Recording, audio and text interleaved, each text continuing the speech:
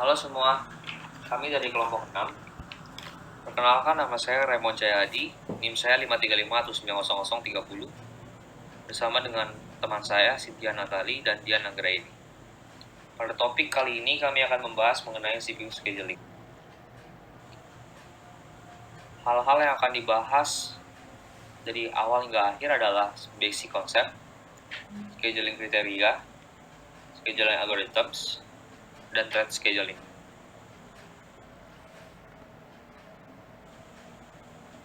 Tujuan untuk mempelajari CPU scheduling adalah untuk memperkenalkan penjadwalan CPU yang merupakan dasar untuk sistem operasi multiprogram. Jadi setiap sistem operasi multiprogram mempunyai penjadwalan CPU yang berbeda-beda, seperti di macOS, Linux, maupun Windows. Untuk menjelaskan berbagai algoritma penjadwalan CPU. Untuk membahas kriteria evaluasi, memilih algoritma penjadwalan CPU. Dan yang terakhir adalah untuk sistem tertentu memeriksa algoritma penjadwalan beberapa sistem operasi. Kita mulai ke basic konsepnya. Nah, di basic konsep penjadwalan CPU, terdapat dua siklus, yaitu CPU followed by I/O burst, yang artinya si proses eksekusi yang terdiri atas siklus CPU eksekusi dan I/O wait. I/O itu apa sih? I strip O itu adalah input output. Dalam penjadwalan CPU, kita dapat memaksimalkan permanfaatan CPU yang kita bisa terima dari setiap sistem operasi.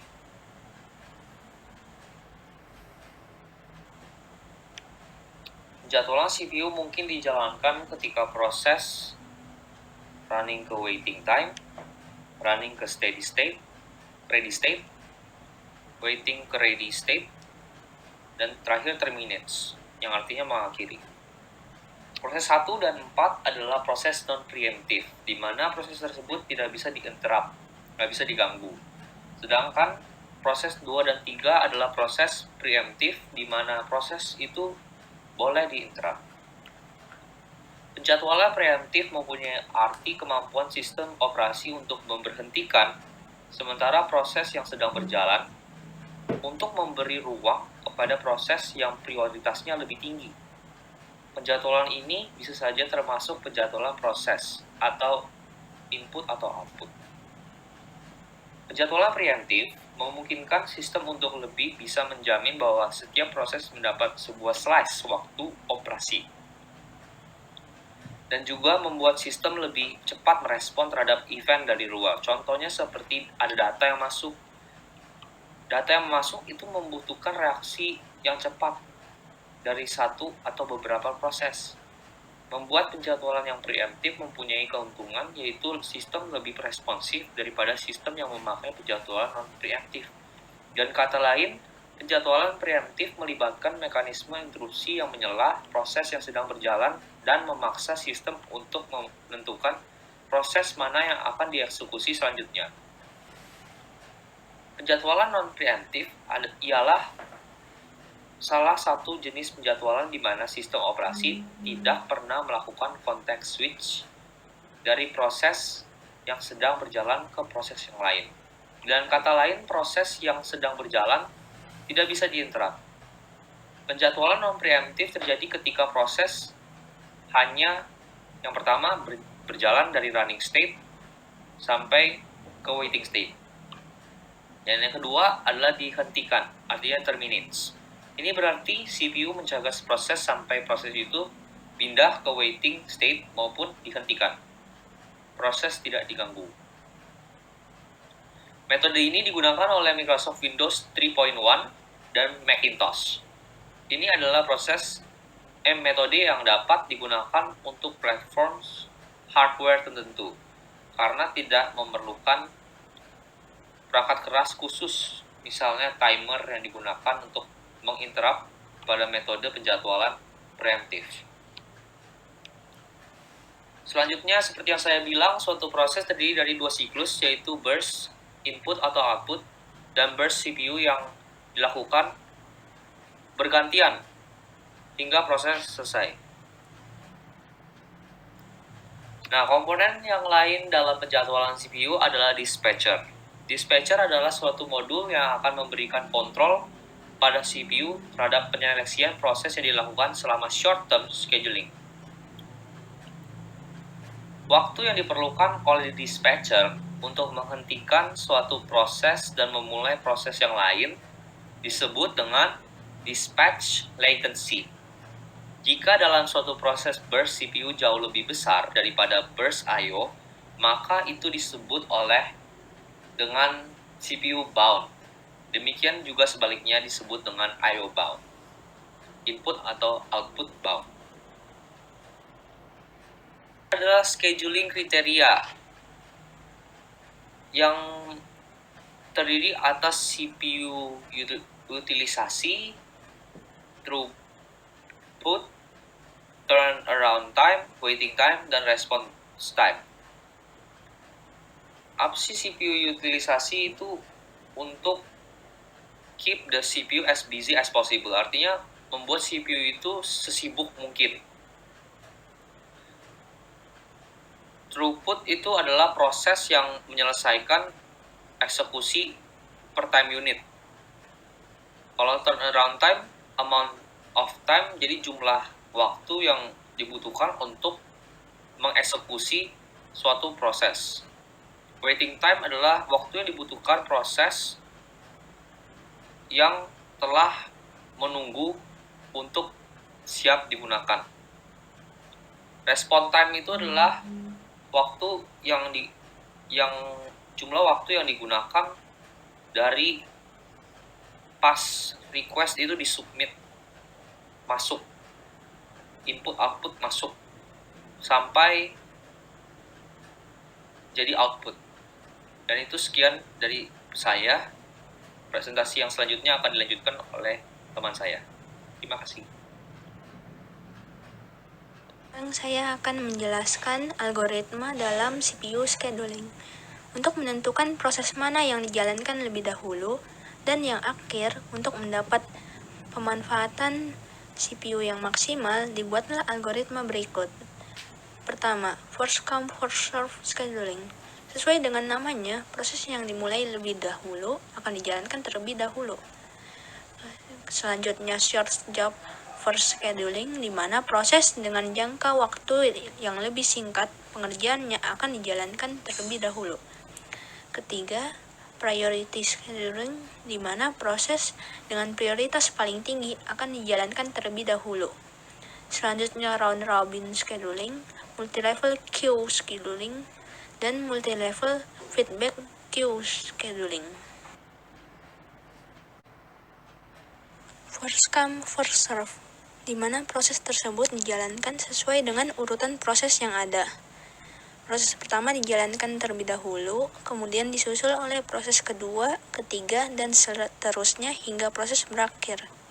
Seperti pada gambar berikut, proses pertama dijalankan terlebih dahulu dengan waktu eksekusi selama 5 detik, kemudian 3 detik, kemudian 8 detik, hingga proses tersebut berakhir pada waktu eksekusi ke-6 detik. Short job first scheduling, di mana proses ini dimulai dari urutan yang paling singkat terlebih dahulu. Proses ini diawali dari waktu yang tersingkat hingga waktu yang terlama. Seperti pada gambar berikut, proses dimulai dari proses pertama. Dia jalan dulu, kemudian diinterrupt oleh proses kedua, yang waktunya lebih singkat. Dia jalan proses kedua, kemudian proses 4 menginterupsinya, sehingga terganggu oleh proses 4 ini. Proses 4 ini jalan dan diinterrupt lagi oleh proses 2 hingga menjadi arrival time. Kemudian proses 3 masuk, jalan lagi hingga arrival time yang ditentukan, dan diakhiri oleh proses pertama lagi yang waktunya lebih lama. Sehingga rata-rata waktunya menjadi 4,25 second. Contoh proses pada short job for scheduling ini terjadi pada aplikasi Chrome yang dimana terjadi proses short job for scheduling.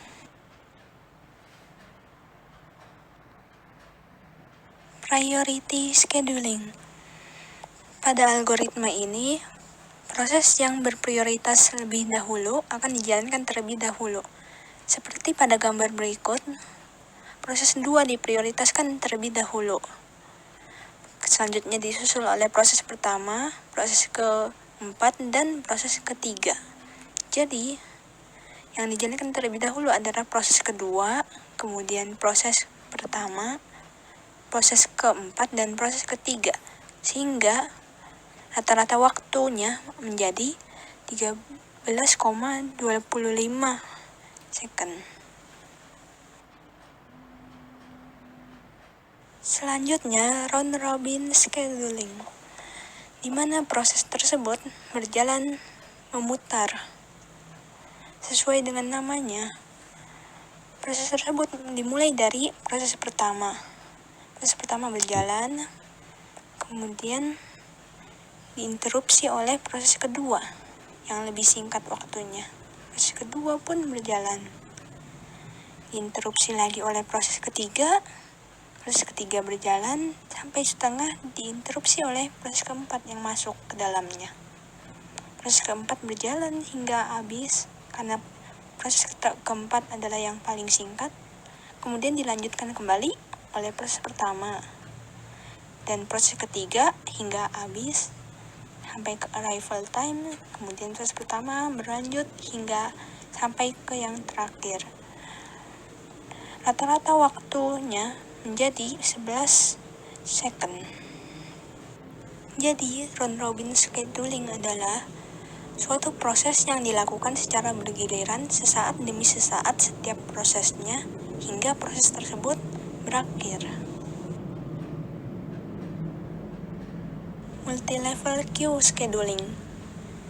Multi-level queue scheduling adalah algoritma penjadwalan digunakan dalam skenario di mana proses dapat diklasifikasikan ke dalam kelompok berdasarkan properti seperti jenis proses, waktu CPU, akses I/O, ukuran memori, dan lain sebagainya. Salah satu klasifikasi umum dari proses adalah proses foreground dan proses background. Proses tersebut, setiap prosesnya diberi nomor antrian, sehingga proses yang lebih awal dijalankan terlebih dahulu. Proses yang bertipe foreground dijalankan terlebih dahulu karena memiliki prioritas lebih tinggi dibandingkan proses background. Multi-level feedback queue scheduling. Multi-level feedback queue scheduling adalah algoritma yang menerapkan beberapa algoritma seperti first come first serve scheduling, round robin scheduling, priority scheduling, dan multi-level queue scheduling, serta aturan perpindahan ke bawah level antrian per satu antrian. Algoritma multi-level feedback queue scheduling memberlakukan running proses per quantum time antrian proses, sehingga dapat menentukan waktu tunggu dan waktu keseluruhan yang dimiliki suatu proses, seperti pada gambar berikut. Multi-level feedback queue scheduling juga merupakan penjadwalan untuk menyelesaikan proses berdasarkan kinerja CPU. Sistem operasi melakukan polling kepada setiap program counter proses yang berada dalam antrian ready queue. Jika diketahui terdapat nilai alamat pada program counter proses, maka proses tersebut layak untuk dijalankan, layak untuk masuk dalam proses running. Running sendiri adalah pengerjaan instruksi proses berdasarkan waktu layanan, burst time pada CPU time atau I/O time.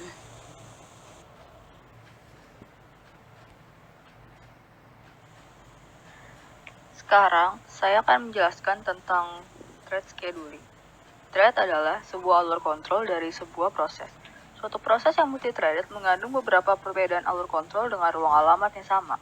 Keuntungan dari multi-threaded meliputi peningkatan respon dari user, pembagian sumber daya proses, ekonomis, dan kemampuan untuk mengambil keuntungan dari arsitektur multiprosesor. Kalau thread yang mendukung, maka thread yang dijadwalkan bukan proses. Thread scheduling dibedakan antara user level thread dan kernel level thread. User level thread adalah thread yang tampak oleh programmer dan tidak diketahui oleh kernel. User level thread secara tipikal dikelola oleh sebuah library thread di ruang user. Kernel level thread didukung dan dikelola oleh kernel sistem operasi.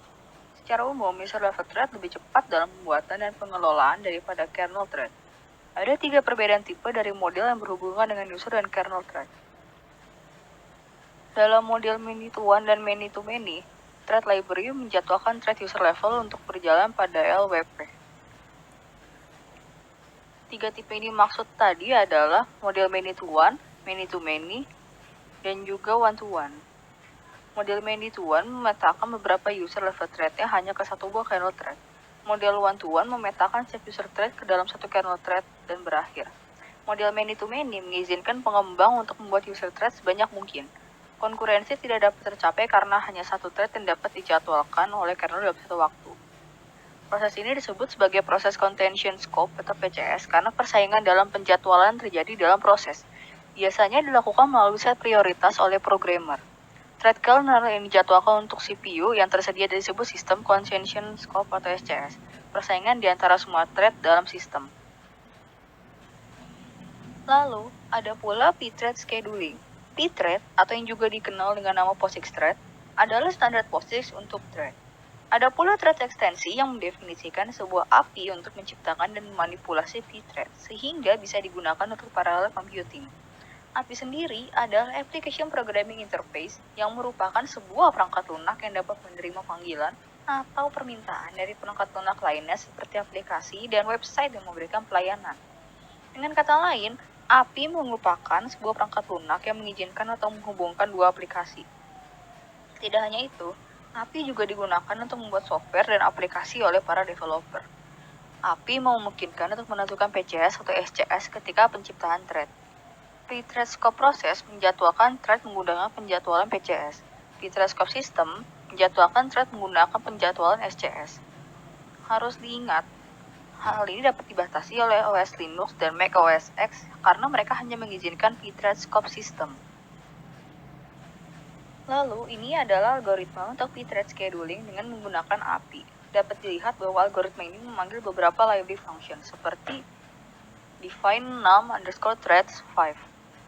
Lalu ada juga beberapa komentar yang dapat dibaca untuk mengetahui cara kerja dan juga tujuan dari algoritma ini.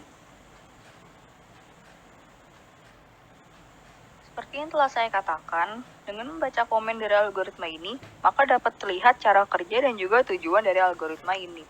Contohnya, ada satu komentar yang mengatakan create the threads. Komentar ini bermaksud memberitahu kita bahwa for i sama dengan 0, i kurang dari num_threads, i++, pthread_create mengatakan bahwa ini bermaksud untuk membuat thread baru. Sama halnya dengan komentar-komentar lain seperti now join on each thread will begin control in this function, dan juga do some work. Terima kasih atas perhatiannya. Bagian kelompok kami selesai di sini. Bagian selanjutnya dari CPU scheduling akan dilanjutkan oleh kelompok selanjutnya.